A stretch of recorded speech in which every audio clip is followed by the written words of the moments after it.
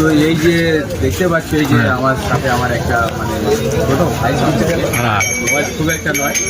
আমি যখন এই ঘোরাঘুরি করেছি, খুব আমার পিছনে মানে আমার খুব খারাপ লেগেছে যে এতক্ষণ মানে ছিল বা এতক্ষণ মানে অপেক্ষা করেছে। তার জন্য আমি কিছু বলতে চাই যে আমার ভালো লেগেছে যে এই ব্যবহারটা যে আমার সাথে করেছে।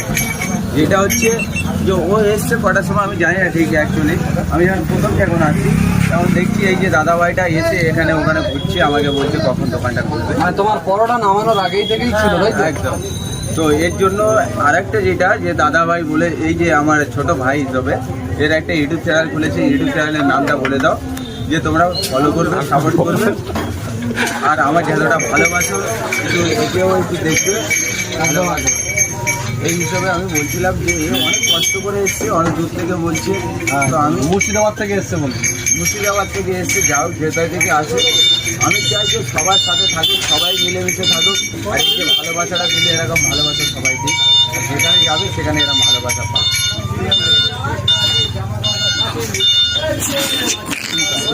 মোটামুটি পশ্চিমবঙ্গের সমস্ত জায়গা থেকে মানুষ তোমার কাছে আসবে।